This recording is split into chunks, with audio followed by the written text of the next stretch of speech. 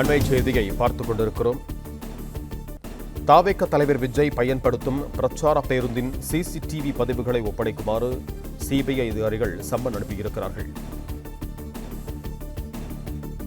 இது தொடர்பான கூடுதல் விவரங்களோடு இணைகிறார் எமது செய்தியாளர் யுவராஜ். வணக்கம் யுவராஜ், உங்களிடம் இருக்கும் தகவல்களை சொல்லுங்க. வணக்கம். தமிழக தலைவர் விஜய் கடந்த செப்டம்பர் மாதம் கரூரில் தேர்தல் பிரச்சாரத்தில் ஈடுபட்டிருந்தார்.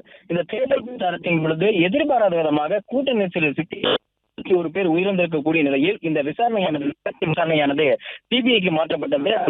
கடந்த அக்டோபர் மாதம் 16ஆம் தேதியிலிருந்து சிபிஐ இந்த விசாரணை கையில் எடுத்திருக்கக்கூடிய நிலையில் சம்பவம் நடந்திருக்கக்கூடிய அந்த பகுதியில் சிபிஐ அதிகாரிகள் 3D வரைபடம் போன்ற விசாரணைகளும், அதே போன்று உயிரிழந்த குடும்பத்தினர் மற்றும் பாதிக்கப்பட்டவர்கள் அந்த பகுதியில் இருப்பவர்கள் என ஒவ்வொருவரிடமும் விசாரணை மேற்கொண்டிருக்கக்கூடிய நிலையில் இந்த விசாரணைக்கு முக்கிய காரணமாக இருக்கக்கூடிய தமிழக வெற்றி கழகத்தினுடைய தலைவர் விஜயனுடைய அலுவலகத்திற்கு விசாரணை மேற்கொள்வதற்காக இந்த சிபிஐ அதிகாரி வருகை தந்திருந்தனர்.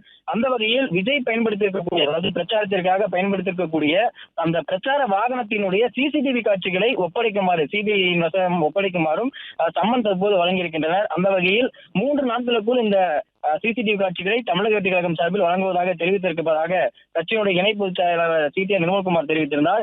ஏற்கனவே SIT சிறப்பு புலனாய்வு நடத்தியிருக்கக்கூடிய அந்த விசாரணையின் பொழுதும் பேருந்தின் சிசிடிவி காட்சிகளை ஒப்படைக்குமாறு அவர்களுடைய தரப்பிலிருந்து கோரப்பட்டிருந்தது. அந்த வகையில் SIT குழுவினரிடமும் இந்த சிசிடிவி காட்சிகளை ஏற்கனவே தமிழக வெற்றி கழகம் கொடுத்திருக்கக்கூடிய நிலையில் தற்பொழுது சிபிஐ மேற்கொண்டிருக்கக்கூடிய இந்த விசாரணைக்கும் ஒத்துழைப்பு நல்குமாறும் சிபிஐ தரப்பிலிருந்து கோரப்பட்டிருந்தது. அந்த வகையில் முழு ஒத்துழைப்பு தமிழக வெற்றி கழகம் சார்பில் கொடுக்கப்படும் என்று தமிழக வெற்றி கழகம் தெரிவித்திருப்பதாகவும், அந்த வகையில் பேருந்தினுடைய சிசிடிவி காட்சிகளை ஒப்படைக்குமாறு இந்த சம்மனாக சிபிஐ தரப்பிலிருந்து வழங்கப்பட்டிருந்தது.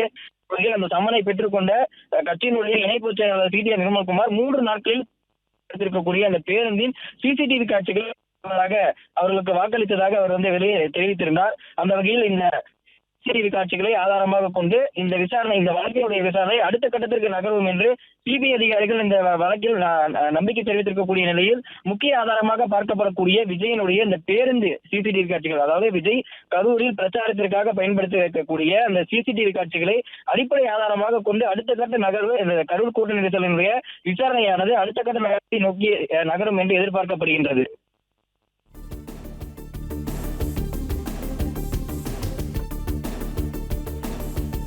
நன்றி யுவராஜ், உங்க தகவல்களுக்கு.